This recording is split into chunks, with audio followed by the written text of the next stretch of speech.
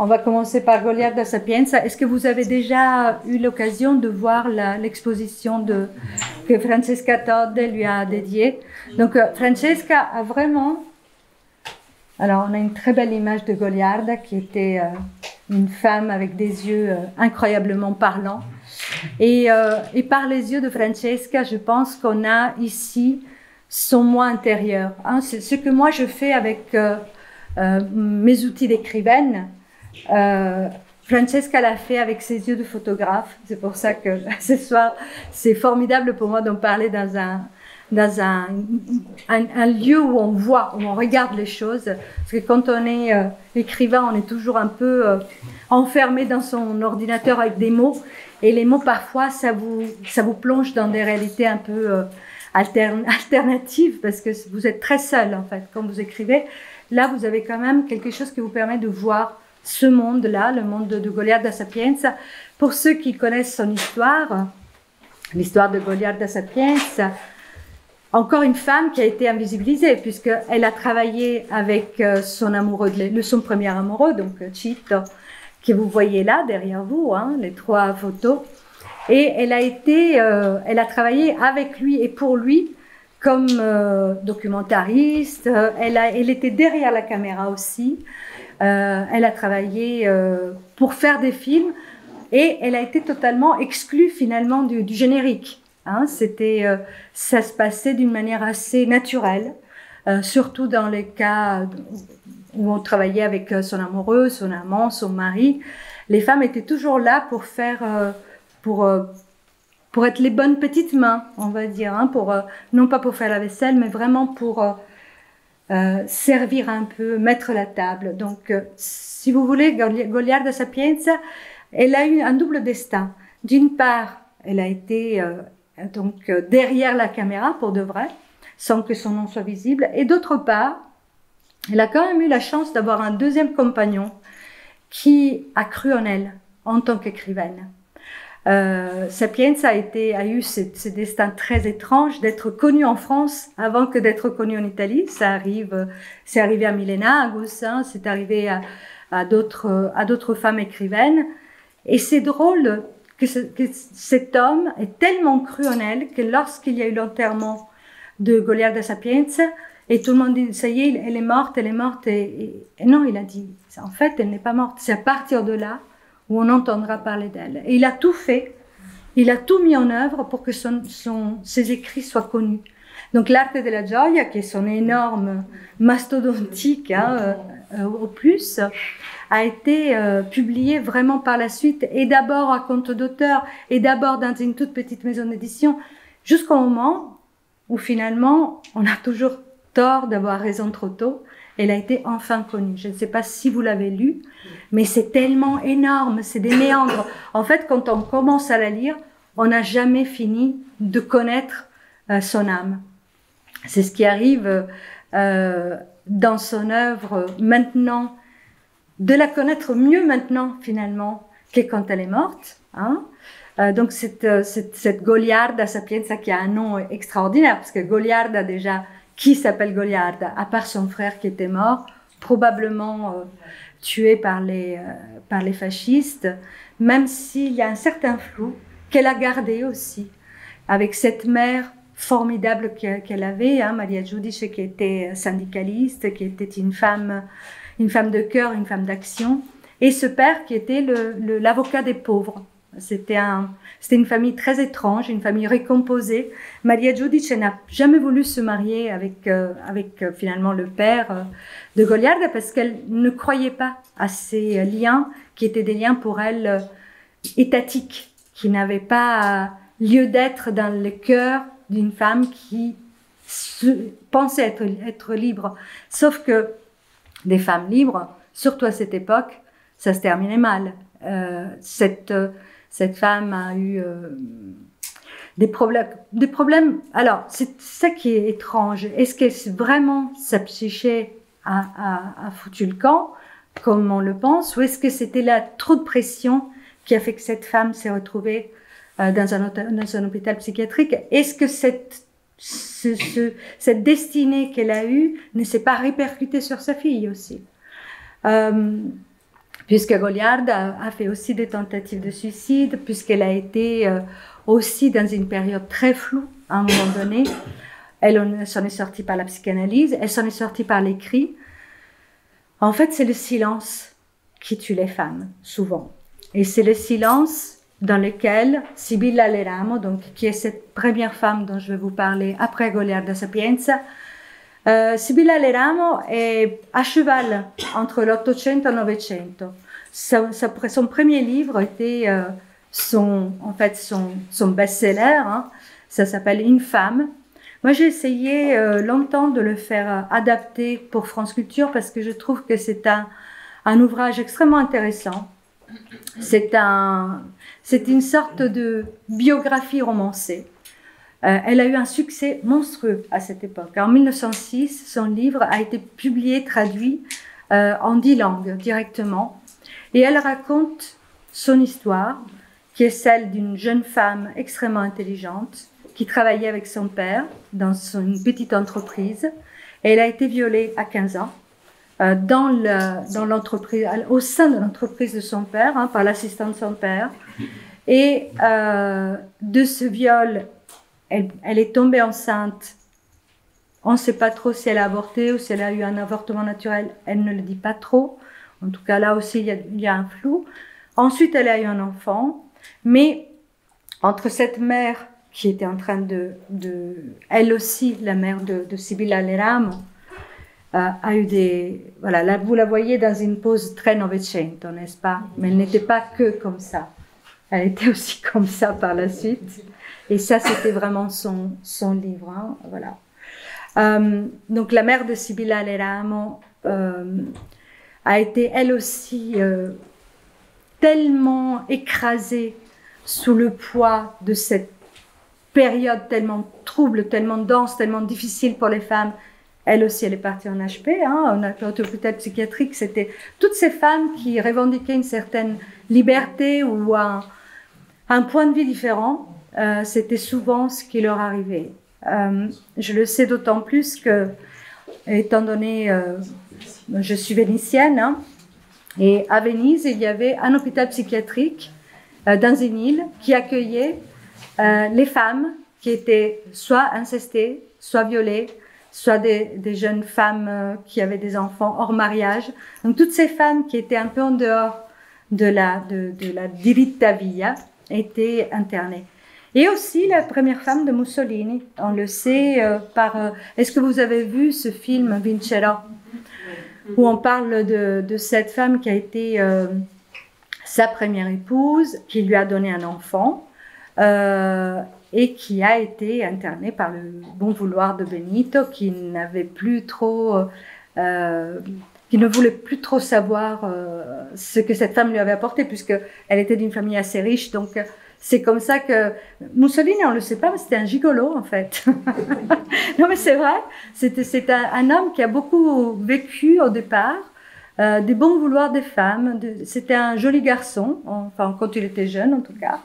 Et il a eu pas mal d'amantes, de maîtresses, de femmes qui l'ont entretenu carrément, qui l'ont éduqué, comme Angelika Babalanov par exemple, qui était une des premières féministes. D'ailleurs, Sibilla Leramo l'avait connue, Angelika. Elle faisait partie à un moment donné du même cercle. Ce mot féministe en Italie est toujours un gros mot. Hein. Moi, quand je me revendique féministe dans ma famille, par exemple, on me dit « Oh, quand même, t'es lourde ». Bon, oui, je suis un peu lourde, c'est vrai, mais c'était pas de... Comment dire ? Ce mot qui semble si lourd en Italie est quand même un mot qu'il faut dire, qu'il faut répéter, parce que c'est comme si l'élastique était revenu en arrière. Hein. C'est-à-dire que depuis le début du siècle, on avait une Sibilla Leramo qui vraiment revendiquait sa liberté sexuelle. Elle était bisexuelle d'ailleurs. Après la fuite elle s'est barrée de cette histoire familiale très très lourde, hein, avec ce mari qui était un padre padrone. Et elle a été obligée de choisir entre son fils et sa liberté. Et son fils n'a plus jamais voulu la revoir. Donc c'est quand même ce sont des cœurs brisés quand même, toutes ces femmes. Effrayée, je ne sais pas si elle l'a été jusqu'au bout, mais cœur brisé, sans doute oui. Mussolini, pour revenir à lui, avait l'habitude de dire cette phrase que je trouve formidable. Il disait: le donne sono angeli o demoni, nate per badare alla casa, mettere al mondo dei figli e portare le corna. Les femmes les femmes sont des anges ou des démons. Elles sont nées pour être à la maison, avoir des enfants et avoir des cornes. Hein, on dirait Berlusconi. Enfin, bon, bref. Pardon, j'ai fait un raccourci formidable. Mais on va y arriver quand même, puisque je vais parler de sa première femme. De sa deuxième femme, d'ailleurs. Alors, Sibilla Leramo est morte assez vieille, dans la pauvreté la plus absolue, après avoir essayé de porter une liberté qui l'a fait très mal voir de toute l'intelligentsia italienne, qu'il a traité de catin des écrivains. C'est sympa quand même, juste parce qu'elle était un peu trop libre pour l'époque, et un peu trop libre de toute façon. De toute façon, une femme est toujours un peu trop libre quand elle est libre, donc voilà. Nilde Iotti a eu plus de chance. C'est une femme géniale. C'est une femme dont on parle très peu. C'est une femme politique. Elle est née aux alentours de 1915-20, dans mes souvenirs, mais je crois que j'ai les dates. Et elle a été la compagne de Palmiro Togliatti. Vous voyez qui c'est. C'était vraiment l'homme du communisme italien. L'homme de cette voie du communisme qui était unique en Europe. Hein. Elle était elle-même dans cette histoire d'amour avec Togliatti absolument libre, puisque Togliatti était marié, et ça avait été un énorme scandale. Mais cette femme, qui était droite dans ses bottes quand même, a réussi à une carrière politique absolument extraordinaire dans un monde. Si vous voyez le monde d'hommes de cette époque, c'était un monde de blazers, de cravates, c'était que des hommes, c'était la démocratie chrétienne, hein, donc voilà. Mais elle, c'était toujours une femme de gauche, partisane, résistante, très jeune d'ailleurs, elle était staffetta, donc elle était partisane, je crois, à 16-17 ans. Ensuite, elle s'est engagée en politique. Ensuite, elle a eu cette très très longue histoire à la lumière du jour avec Togliatti. Et elle a œuvré pour toutes les lois en Italie qui étaient des lois pour les femmes. Donc, tout ce qui était lié à la contraception, tout ce qui était lié à l'IVG, et ce qui était aussi lié, évidemment, à à cette manière différente de voir la famille. Puisque c'est par elle que le divorce a été c'était un référendum chez nous, donc le divorce est passé vraiment par elle, un peu comme une Simone Veil en France. Hein, c'était vraiment elle a porté une voix tellement sérieuse, tellement engagée, tellement sans tâche, que toute son œuvre finalement politique était une œuvre de lumière. Et je voulais trouver quelque chose. Vous savez que jusqu'en 1964, le mari était considéré comme le propriétaire de l'enfant à naître de son épouse. Et le devoir conjugal l'autorisait à user de violence, et l'infidélité féminine était très sévèrement pénalisée. On allait quand même en prison pour ça. Jusqu'en 65, l'incapacité civile des femmes mariées leur imposait de demander l'accord de leur mari pour travailler, pour se présenter à un examen, pour s'inscrire à l'université, pour ouvrir un compte en banque, pour obtenir un passeport et même pour se faire soigner dans un établissement de santé. Et cette liste n'est pas exhaustive. Officiellement, jusqu'en 1975, l'article 324 du Code pénal en France, de loin le plus infâme, excuse le féminicide en cas de flagrant délit d'adultère. Je ne parle pas de l'Italie, je parle de la France, là.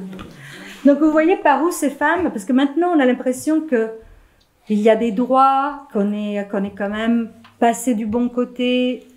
Je pense que, comme le disait Oriana Fallaci, qui était une grande journaliste italienne, très étonnante, qui a enlevé son voile en Iran devant le comment il s'appelle, devant Khomeini en fait. Elle avait enlevé son voile en disant de toute façon votre torchon moyenâgeux, si c'est pour les femmes de malafare, donc les femmes malhonnêtes, moi je n'en veux plus. Et elle s'est levée, elle s'en est allée. Donc Oriana Fallaci disait que de toute façon il fallait en passer par là, il fallait en passer par le fait d'être une femme infâme pour être une femme libre. Bon, elle l'a quand même, elle aussi payé. On va pas parler d'elle particulièrement ce soir parce qu'il y en a d'autres. Et Nindeyotti a passé d'une certaine manière la main. Vous voyez comme elle était confiante. C'est vraiment une femme qui a eu confiance en elle. Et confiance aussi dans une certaine politique italienne qui était une politique différente de celle d'aujourd'hui.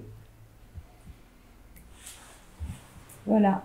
Et elle était très proche de Tina Anselmi, encore une femme italienne, une femme politique italienne. Alors, Tina Anselmi, elle aussi, partisane, elle aussi staffetta, résistante, à 17 ans. Elle très croyante, plutôt côté démocratie chrétienne, mais quand même pour les droits des travailleurs, pour les droits des femmes. C'était une femme, elle aussi de Padoue, donc enfin de Castelfranco Veneto exactement, donc de la Padania, donc la Vénétie. Hein. Une femme très proche de la terre, peut-être plus dans la terre d'ailleurs que Nindeyotti qui était dans les idéaux communistes, etc. C'était une femme qui a eu le courage de porter la grande enquête sur la loge P2. Vous voyez ce que c'est la loge P2? Alors la loge P2, c'est un état dans l'état. En réalité, ce qui s'est passé avec la loge P2, c'est que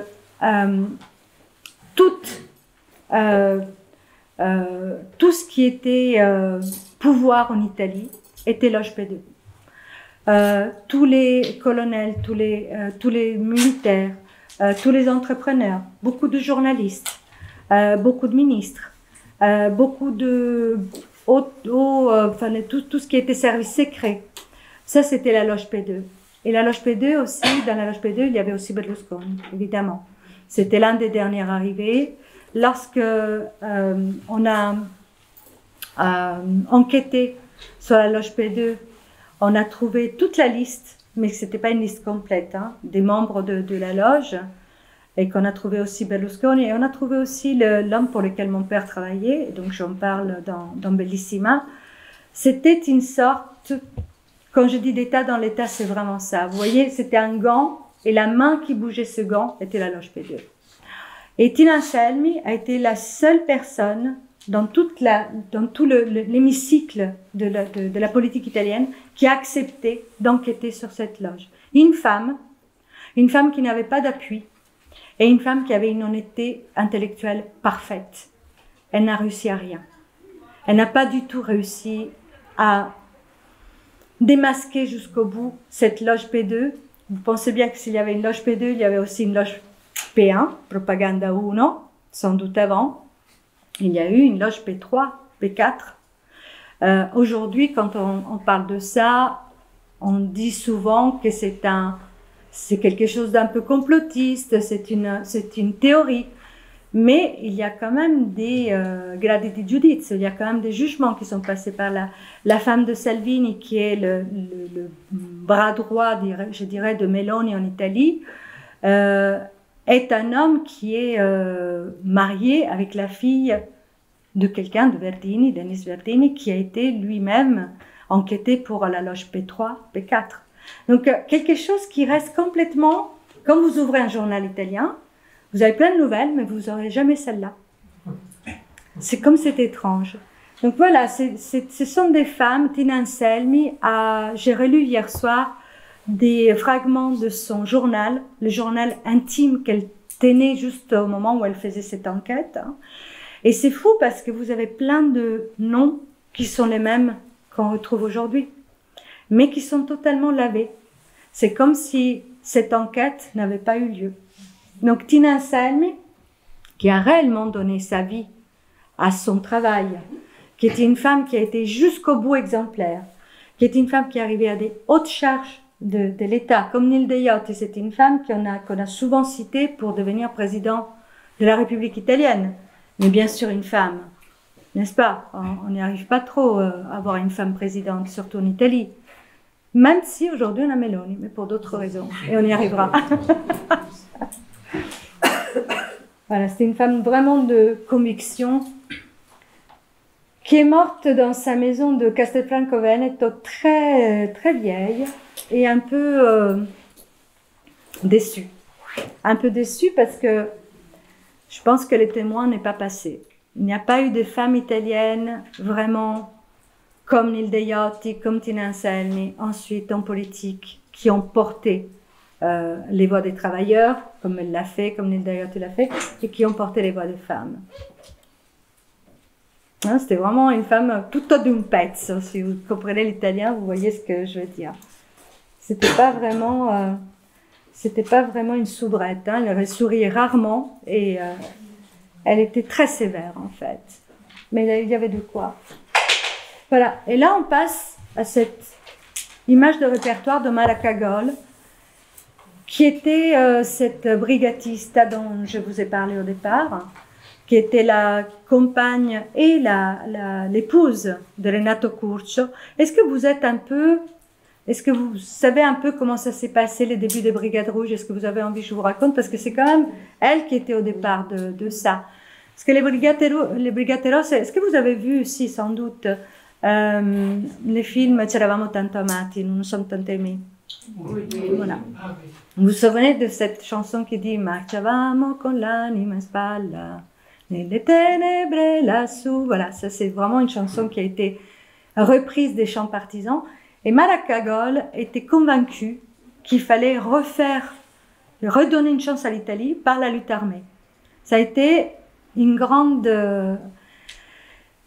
mensonge, aussi bien de la part des brigadistes, j'en ai connu, puisque quand j'ai écrit ce livre-là, il y a plein de personnes étranges qui sont venues qui m'ont contacté. Et certains étaient des anciens brigadistes qui étaient en exil à Paris, eux pour le coup étaient vraiment en exil, et qui sont venus me demander pourquoi j'en savais autant. Et moi je ne sais pas pourquoi j'en savais autant, juste parce que j'ai étudié, sans doute, et puis parce que c'était mon époque, et puis je les ai connus. Et je me souviens d'un d'entre eux qui me disait, mais est-ce que tu sais qu'en fait, nous, on est devenus brigadistes parce qu'on a été vraiment blessés dans notre Italie, dans ce qu'on pensait être la chance pour notre pays. Et je dis oui, bien sûr, je le sais. Je le sais parce que j'étais enfant quand il y a eu la strage de Piazza Fontana, le massacre de Piazza Fontana en 1969, 12 décembre. Une bombe explose dans une banque à Milan, faisant 80 morts. Et cette bombe il y a eu un avant et il y a eu un après. Puisqu'à partir de cette bombe, tout a changé en Italie. Pourquoi tout a changé en Italie? Parce qu'en fait, maintenant, on sait que cette bombe a été posée très probablement par l'extrême droite aidée par les services secrets italiens. C'était le début de la stratégie de l'attention.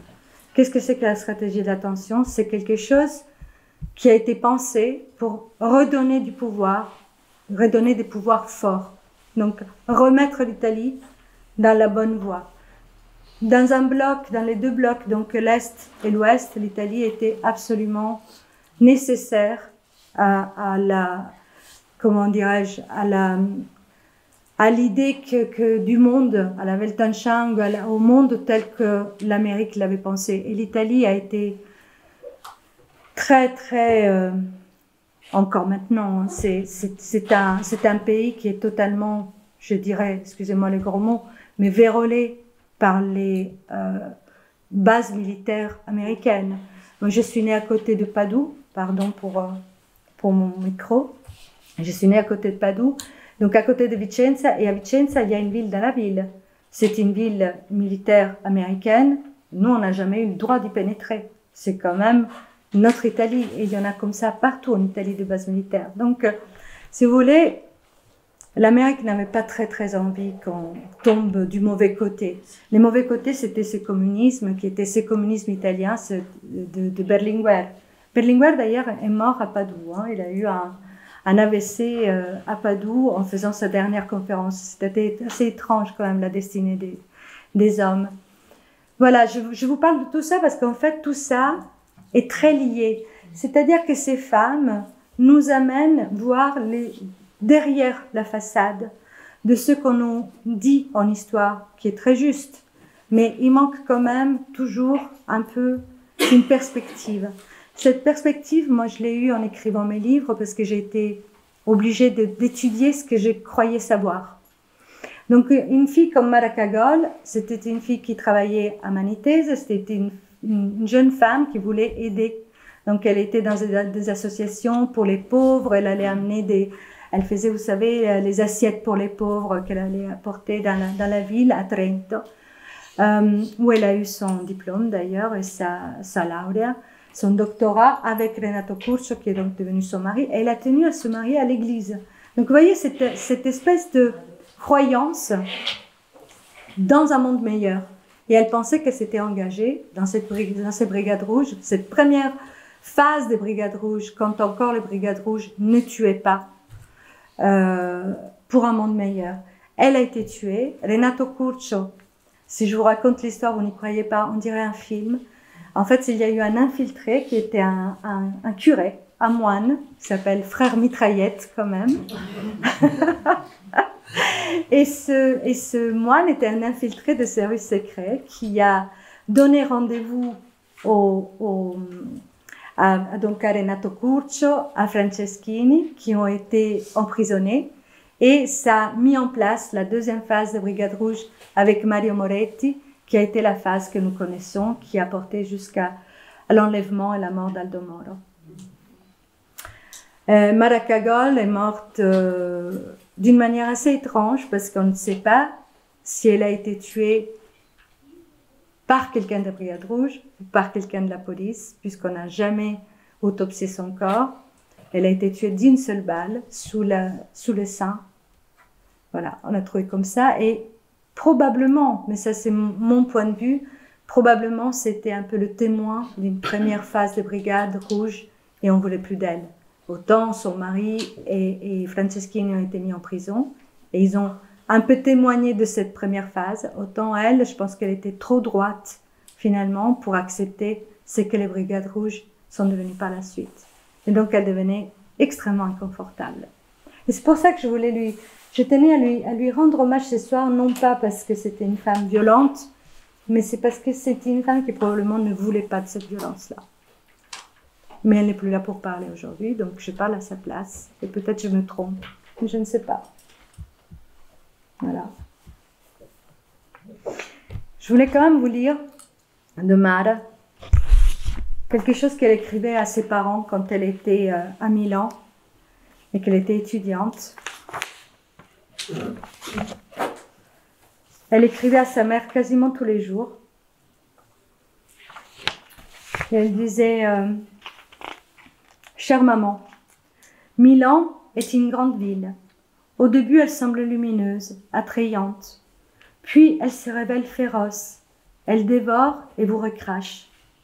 Tu sais, maman, je ne sais pourquoi la barbarie que je découvre me rend plus mûre, plus consciente. Cette société nous violente à chaque instant. Elle viole les joies, mais elle viole aussi nos tourments.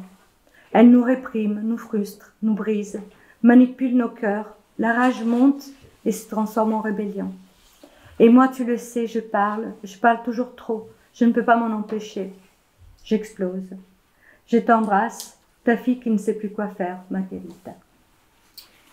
Donc voilà, c'était une jeune femme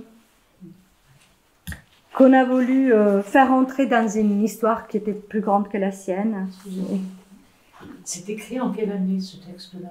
C'est écrit juste avant de mourir, elle est morte en 70. Donc c'était vraiment très... Pour resituer dans l'époque. Voilà, c'était... elle était au début, elle a été tuée juste après C'était là, hein, c'était la strage de Piazza Fontana, les Brigades Rouges, c'était juste après. Les années 70 ont été très très durs en Italie, extrêmement durs. Voilà. L'uccisa, la moglie di Curcio, ça c'était vraiment les titres de l'époque. Voilà son corps qui a été retrouvé. Voilà. Et l'Unità qui fait sa une sur sa mort. Et je voulais parler de Franca Viola parce que Franca Viola est un peu mon héroïne. J'adore cette fille.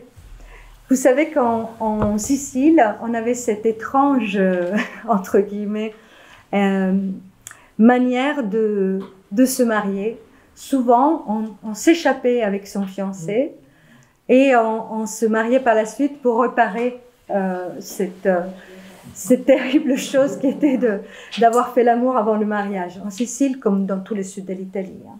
Et Franca Viola a été enlevée par celui qui aurait voulu devenir son mari, qui s'est dit je l'enlève, je la viole, elle va devoir se marier avec moi. C'était la première femme qui a dit non. C'était la première femme qui ne s'est pas mariée avec son violeur, qui n'était pas du tout d'accord avec ça. Son père était quelqu'un qui avait beaucoup de terrain, beaucoup d'oliviers. Toutes les terres ont été brûlées. La maison a été brûlée. On leur a mis une pression terrible et elle ne s'est pas mariée. On a voulu vraiment mettre du côté de cet acte terrible, archaïque, toute la société. Elle a dit non. Ses parents l'ont soutenue. Elle s'est mariée, elle a eu des enfants. Elle a été reçue par le pape d'ailleurs, qui l'a félicitée de cette espèce d'extrême courage, hein, parce que ça ne se faisait pas. Hein. Je vous parle aussi toujours de ces années-là. C'est vraiment, quand je dis que c'est des années terribles, je m'en souviens.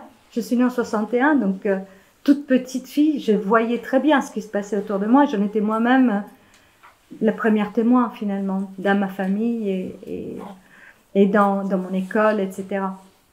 Si vous avez envie de lire cette histoire dans Bellissima, j'en parle beaucoup. Le type qu'il avait enlevé est mort très rapidement. Vous savez, parfois il y a les karmas quand même. Et il est sorti de prison 2 ans après l'enlèvement de cette jeune femme. Et il est mort dans une histoire de scontro a fuoco con gli altri banditi. Donc il a été tué par d'autres types de son acabit, voilà.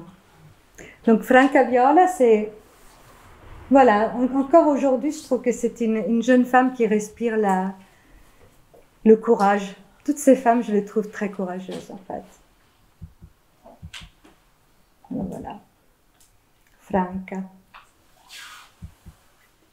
Donatella Colasanti, elle n'a pas eu beaucoup de chance. Donatella Colasanti, je ne sais pas si vous vous souvenez du massacre du Circé, du massacre del Circeo. 2 jeunes femmes sont parties dans une voiture où il y avait 2 garçons adorables, de très très bonne bourgeoisie romaine, qui les ont invitées à prendre un bain dans leur maison à la mer, donc al Circeo, tout près de Rome. Hein. Et il y a un 3e garçon qui est arrivé, c'était la maison de famille de l'un des garçons. Ces 2 femmes ont été violées, ont été torturées. Il y en a une qui est morte, Rosaria Lopez. Donatella Colasanti s'en est tirée. D'une certaine manière, elle a été témoin de tout ce qu'on peut avoir sur soi, d'éprouver sur soi pour une femme de plus barbare, puisque ces 3 hommes l'ont laissée pour morte dans une voiture, voilà, où on a retrouvé sa jeune amie morte. Donc Rosaria Lopez, pour moi, qui était une petite fille, ça a été une histoire terrible, parce que les mères de ces garçons ont été nettoyer la maison avant que la police y aille. Et lorsque les garçons ont été mis devant leurs actes, donc pendant le procès, ces femmes, ces mères ont hurlé, c'est de la faute des filles. Elles n'avaient qu'à pas être des salopes, en fait. Donc, il y en a une qui est morte, l'autre qui a été laissée pour morte, mais c'était toujours la faute des filles. Vous voyez, donc, je pense que quand on est une petite fille, des faits divers qui maintenant sont appelés des faits de société et pour cause, c'est vraiment des choses qui vous touchent au plus profond, puisque quoi qu'on fasse, quoi que vous fassiez, en tant que femme, c'est toujours de votre faute. Donc ça, c'était vraiment la leçon qu'on m'a inculquée quand j'étais petite fille. Ne sors pas du rang, ne sors pas, de toute façon, ne sors pas, parce que dehors, il y a les loups. C'est ce qu'on vous dit toujours. Ces deux jeunes femmes, j'en suis toujours, excusez-moi d'être toujours émue tant de temps après, mais Donatella Colasanti, qui a été sortie de la voiture comme ça, hein. Regardez ses yeux, quand même. Elle s'est bagarrée toute sa vie pour faire reconnaître ce qu'elle avait subi.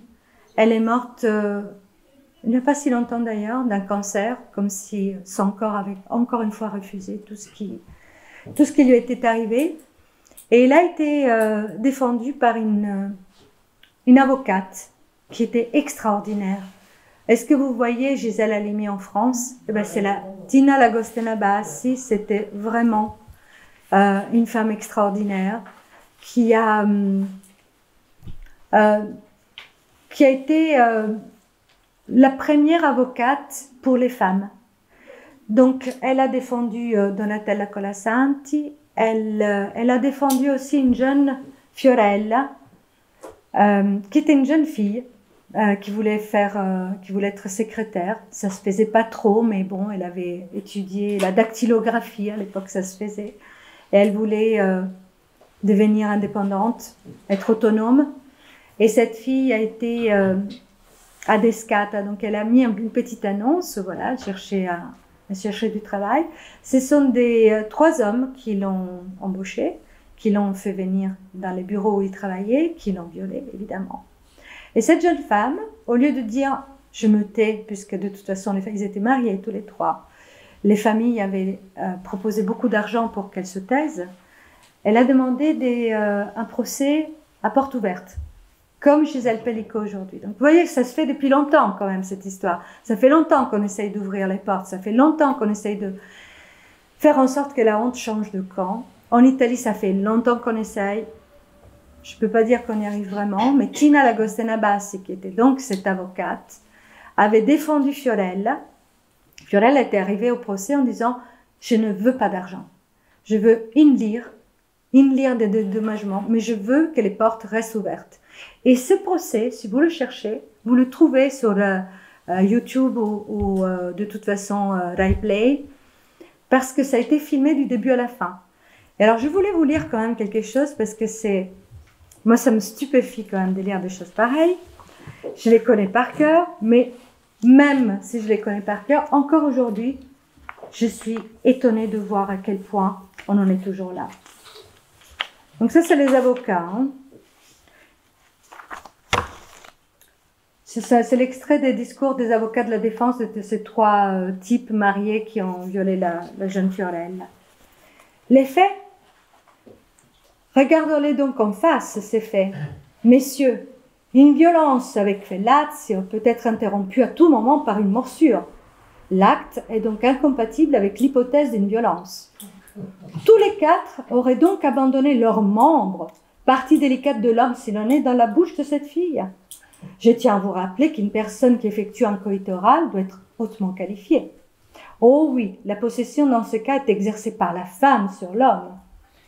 C'est elle qui assume les rôles actifs. L'homme est faible, désarmé, passif, dans la bouche de celle qui le prend. Ensuite, cette fille a laissé que l'on accomplisse sur elle le cunnilingus, summum de l'acte amoureux, puisque l'homme s'agenouille entre les jambes d'une femme et l'embrasse, sur celle que le divin Gabriel d'Annonce appelait la deuxième et plus tendre bouche. L'homme exige, tête son plaisir. Peut-on donc parler de violence, alors que la violence est le contraire de la sexualité et qu'il n'y a ni désir ni plaisir dans la violence? La violence a toujours existé. Ne la subissons donc pas, nous aussi les hommes. Nous la subissons même de la part de nos épouses. Monsieur le Président, qu'est-ce qu'elles ont voulu? La parité des droits. Elles ont commencé à singer les hommes. Elles ont dit, pourquoi les soirs je dois rester à la maison alors que mon mari, mon frère, mon oncle, mon fiancé vont où ils veulent, comme ils veulent? Moi aussi je veux aller où je veux. C'est vous, mesdames, qui vous êtes mises dans cette situation. Et voilà, chacun récolte ce qu'il a sémé. Si cette fille était restée chez elle, si ses parents l'avaient gardée près de la cheminée, rien de cela ne serait arrivé. Est-ce que ce n'est pas toujours le même discours qu'on entend? C'est ça qui est dingue. On parle des années 70, là. Voilà, je voulais quand même vous montrer cette fille qui a quand même perdu ses dents, qui a perdu ses yeux, ses cheveux, qui a perdu sa vie à essayer encore et encore d'avoir une justice. Donatella Colasanti et paix à son âme parce qu'elle s'est vraiment battue.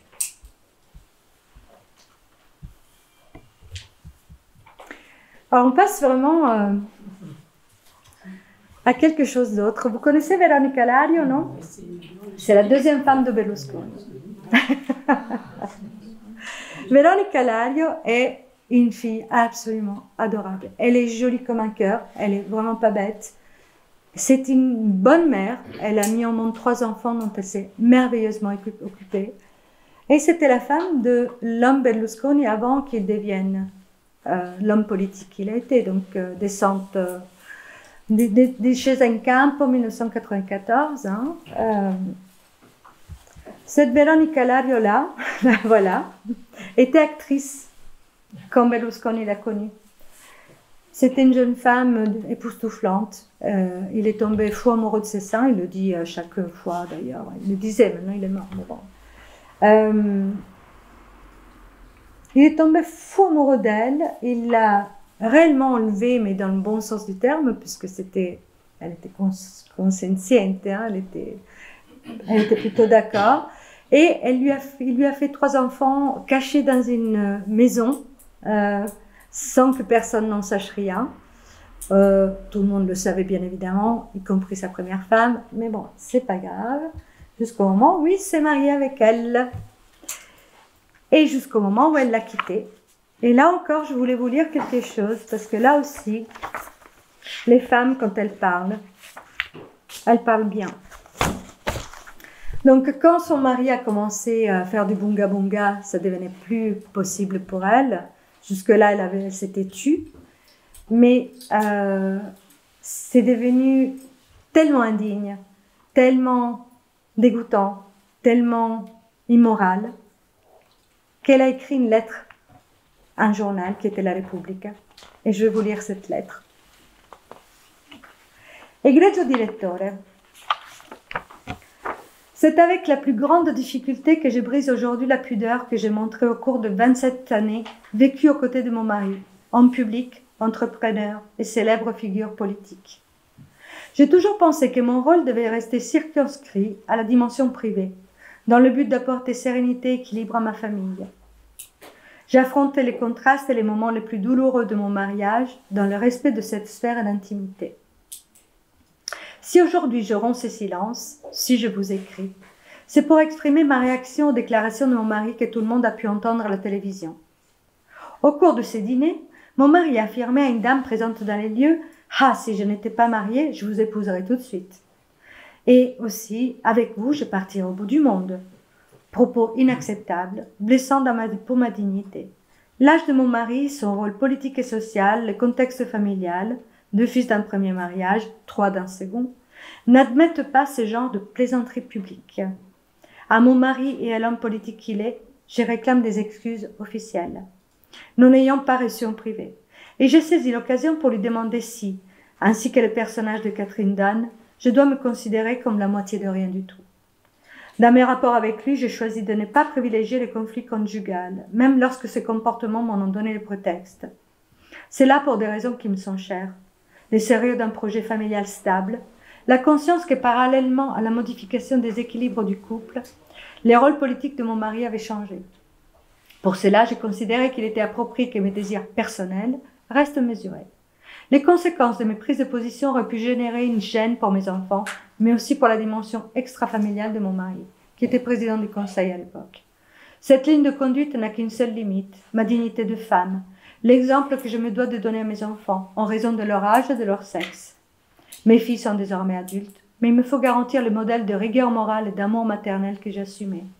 Cela va aussi pour mon fils, pour qu'il n'oublie jamais que parmi les valeurs essentielles, il y a le respect de la femme. Voilà, ça c'était Veronica Lario, dont on n'entend absolument plus parler aujourd'hui, qui s'est retirée de la scène publique d'une manière très digne. Son mari a continué à faire le malin avec des jeunes femmes pendant un moment, tant que le corps a tenu, et ensuite c'est devenu un grand-père un peu indigne, mais c'est pas grave.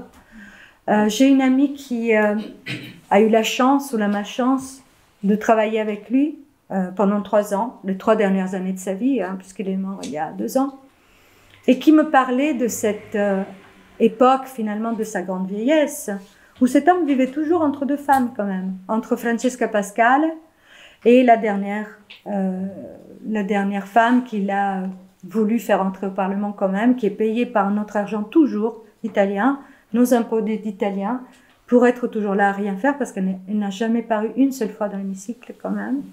Voilà, ça c'est les genres de personnes qui gravitaient autour de lui et qu'il a fait entrer dans la politique par tous les biais, parce que maintenant, ce qui se passe, c'est qu'on est vraiment infiltré par les anciens petits amis de Berlusconi qui sont toujours là.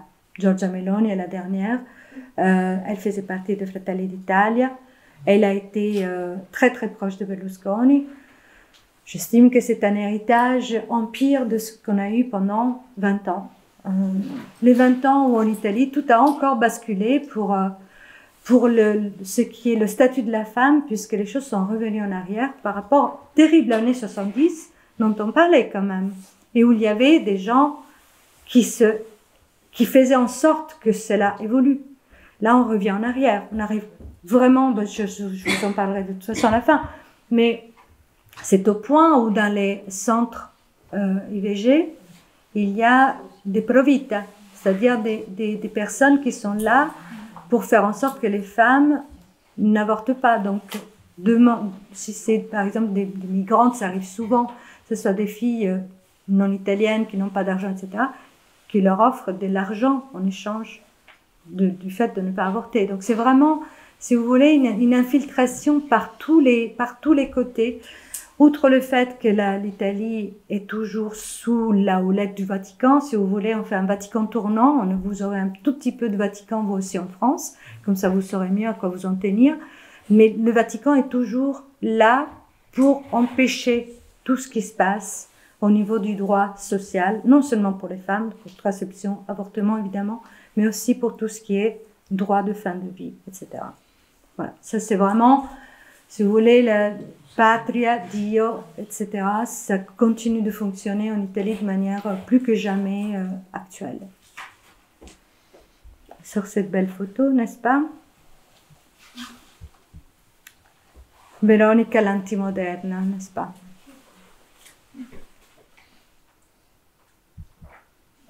Bon. Là, elle est un peu plus... Alors, Franca Rame est une femme formidable. C'est la femme de Dario Fo. Dario Fo,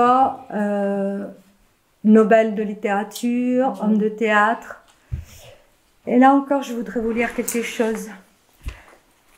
Franca Rame était une activiste des droits de l'homme, était une femme de théâtre, c'était une femme vraiment rouge, hein. C'est elle qui disait que sono una donna rossa. Et quand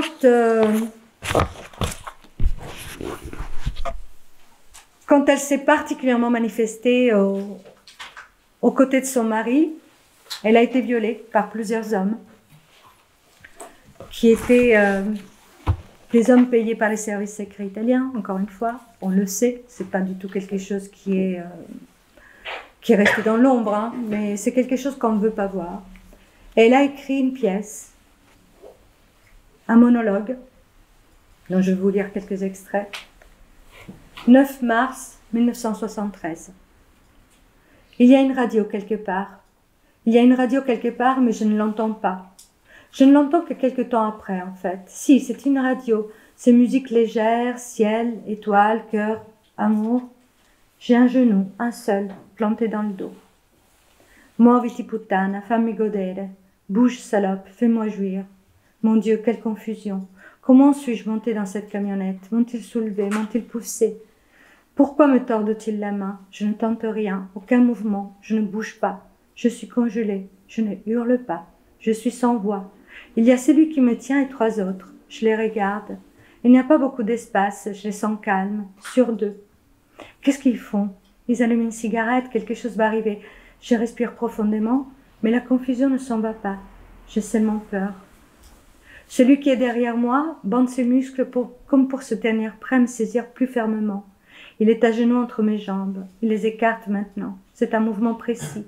Ses pieds bloquent les miens. Je suis en pantalon. Pourquoi ils écartent mes jambes si je monte en pantalon sur moi? Je me sens comme nue, pire que nue. Mais cette sensation me distrait d'autre chose que je ne comprends pas tout d'abord. Une chaleur légère, puis plus forte, jusqu'à devenir insupportable sur le sein gauche. Les cigarettes, sur le pullover, ça touche la peau.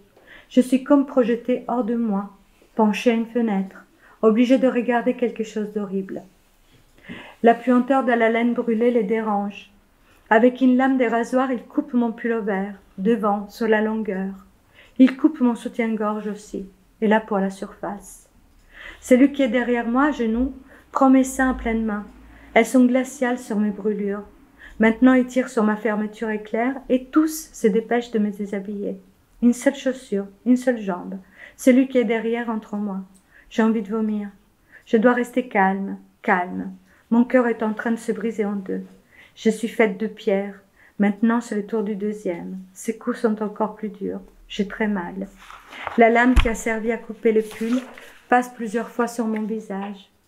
Je ne sens pas si elle me coupe ou non. Le sang coule de mes joues à mes oreilles. C'est le tour du 3e. C'est horrible de le sentir jouir en moi. Des bêtes ignobles. Je suis en train de mourir, j'ai le cœur malade, ils y croient. Oui, non, ils se disputent. On la jette dehors. Oui, non, ils écrasent une cigarette sur mon cou, ici, juste pour l'éteindre, voilà. Enfin, je crois qu'enfin, je me suis évanouie. Ce sont eux qui me rhabillent. Moi, je ne peux rien faire. Il y en a un qui se plaint parce qu'il n'a pas fait l'amour. Enfin, pardon, le seul qui n'a pas ouvert son pantalon. Je sens qu'il est pressé, il a peur maintenant. La camionnette s'arrête pour me faire descendre. Puis s'en va. J'ai rencontré Franca Rame à Paris, au Centre culturel italien, et je lui ai demandé la possibilité de lire son texte partout où j'irai. Parce que je trouve que on fait trop souvent semblant de ne pas utiliser les vrais mots quand on parle de tout ça. Franca Rame est morte maintenant, mais son texte est libre. Donc, si on veut le représenter dans un théâtre, si on veut s'en servir, elle était toujours d'accord pour tout ça. Voilà, moi je trouve que des femmes comme ça sont des femmes qui disent les vrais mots pour parler des vraies choses. Et je tiens encore une fois, je sais que cette liste est une liste de femmes qui ont donné d'une certaine manière leur vie pour être libres, pour leurs paroles. Et encore une fois, c'est pour ça que je disais qu'elles sont effrayées. Évidemment qu'elles sont effrayées. Mais Franca Rame, parmi les autres, est une de celles qui ne s'est jamais tue. Même si vous savez, quand elle a été violée, quand elle a été jetée de cette camionnette, elle est rentrée à la maison, elle a pris une douche. Elle n'en a pas parlé à son mari.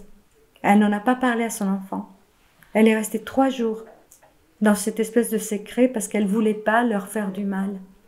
Une femme va jusque-là, jusqu'à se taire pour ne pas faire du mal aux hommes qu'il aime.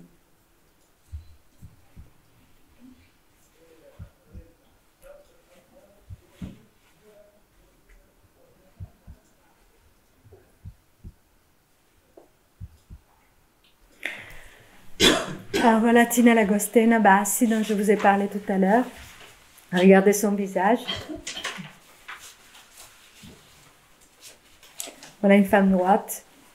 Voilà une femme qui avait son mot à dire pour les femmes et qui s'est toujours battue pour elles. et qui a donc fait en sorte qu'on ait aujourd'hui la vidéo complète de ce procès que je vous invite vraiment à regarder parce qu'il y a même des sous-titres pour ceux qui ne parlent pas parfaitement italien. Mais c'est à voir parce qu'en fait, on se rend compte que ce sont les mêmes questions qu'on a posées aux maris et aux hommes qui ont violé Gisèle Pelicot. Ce sont exactement les mêmes mots, toujours les mêmes qui reviennent. Voilà. Et elle le disait, il faut dire les vrais mots pour dire les vraies choses. Et il ne faut pas avoir peur des mots parce que c'est ça qui définit les vraies choses. Ça, c'est à côté d'elle, donc c'est Fiorella, c'est cette jeune fille qui a été violée par les 3 hommes mariés. Et d'ailleurs, pendant le procès, les épouses de ces hommes ont dit mais elle l'a cherchée, elle n'avait qu'à pas sortir de chez elle, encore une fois. N'est-ce pas?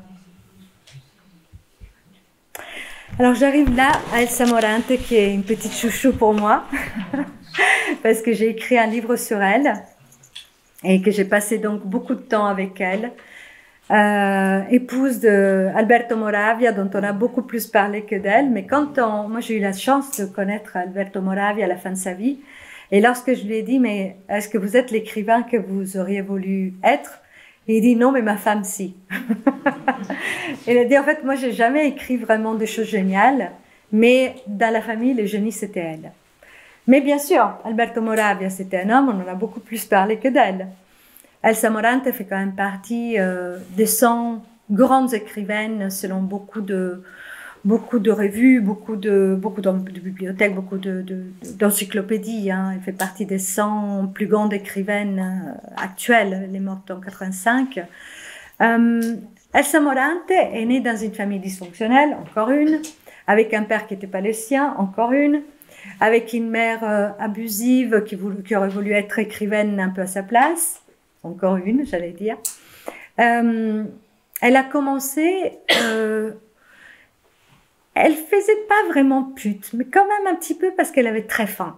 Donc, comme elle avait très faim, elle essayait de faire correspondre le moment du dîner au moment où elle coucherait éventuellement avec le garçon. Comment dire? C'était une femme très libre. C'était une femme qui a embrassé sa liberté jusqu'au bout. Je ne sais pas si vous avez lu La Storia. C'est un livre terrible où elle dit, où elle parle des gli ultimi, des derniers.